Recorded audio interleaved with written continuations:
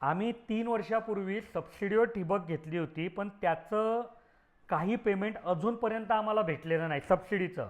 आणि आता नव्याने ठिबक करायची आहे, तर मग ती कशी करावी, असा एक प्रश्न एका शेतकरी दादाने मला विचारला आहे.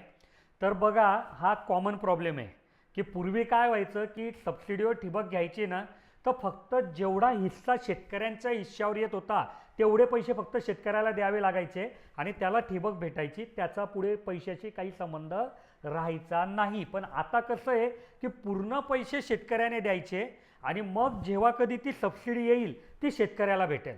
पण मग याच्यामध्ये आज प्रश्न असा निर्माण होतो की एवढे सर्व पैसे द्यायला आहे कुठे शेतकऱ्यांकडे. तर म्हणूनच आम्ही तुम्हाला परत सांगतो की सबसिडीच्या नांदी लागू नका. हिरा ॲग्रो इंडस्ट्री खूप स्वस्तात गॅरंटीवाली ठिबक देते आणि सबसिडीच्या ठिबकमध्ये जे काही गुणधर्म पाहिजे, जी काही क्वालिटी पाहिजे, ती क्वालिटी आम्ही सुद्धा तुम्हाला देतो.